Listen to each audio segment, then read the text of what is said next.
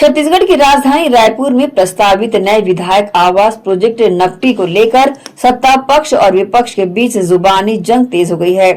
कांग्रेस विधायकों द्वारा इस प्रोजेक्ट का स्थान बदलने की मांग को लेकर लगातार लिखे जा रहे पत्रों पर भारतीय जनता पार्टी के वरिष्ठ नेता और पूर्व मंत्री विधायक अजय चंद्राकर ने कड़ा रुख अपनाया है। उन्होंने मीडिया से बातचीत में साफ कहा है कि पूरी कांग्रेस पार्टी भी अगर इसके खिलाफ चिट्ठी लिख दे तो उससे कोई फर्क नहीं पड़ता, क्योंकि जमीन का चयन करना और उसे आवंटित करना पूरी तरह से राज्य सरकार के अधिकार क्षेत्र का हिस्सा है।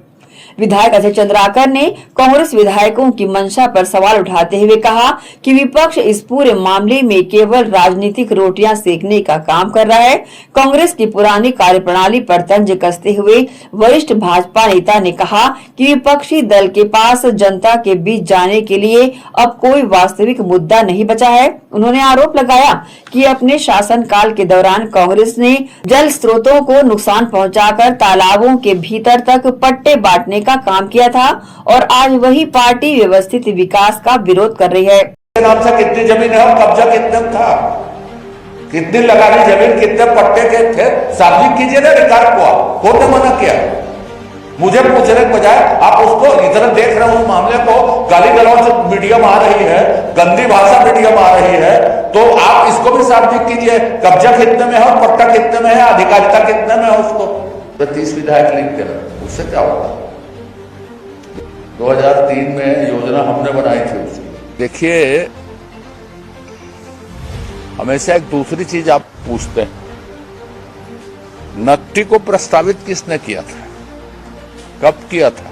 वो विधायक की कॉलोनी वहां बनेगी, ये प्रस्ताव कब का? समझ रहे हैं ना? इसको एक तो जानना समझना चाहिए। और उसके बाद कांग्रेस की ये बातें आनी चाहिए जो आप कह रहे हो, 6 विधायक, पूरे 30 विधायक लिख देना, उससे क्या होता?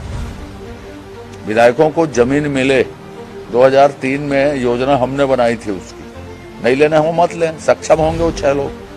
सरकार का विशेषाधिकार है कि जमीन कहां पे कैसे दिया जाए, सरकारी जमीन को दे रहे हैं। अब आप एक चीज और गौर कीजिए, 85 लोग प्रभावित हुए,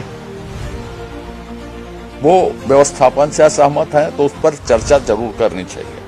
लेकिन एक बात समाचार पत्रों में जरूर आनी चाहिए कि 85 लोग कितनी जमीन पर काबिज थे, एक व्यक्ति को कितनी जमीन मिलनी चाहिए और कितनी जमीन पर काबिज थे, और कुल मिला के कितने एकड़ पर कब्जा था। माने 85 लोग लगभग 35 एकड़ में काबिज थे, तो एक आदमी के पास कितनी जमीन रही होगी? आवास के लिए, निस्तारी के लिए क्या उतनी जमीन जरूरी है? भूपेश बघेल जी ने इसका अध्ययन किया है, दीपक बैद जी ने इसका अध्ययन किया है, या और जो कांग्रेस के छल्ले दुमछल्ले लगे हैं वो इनका अध्ययन किए हैं, नहीं किए? तो घटनाक्रम मानवीय आधार पर उनका व्यवस्थापन असहमत है, सहमति में बदलना चाहिए, उनसे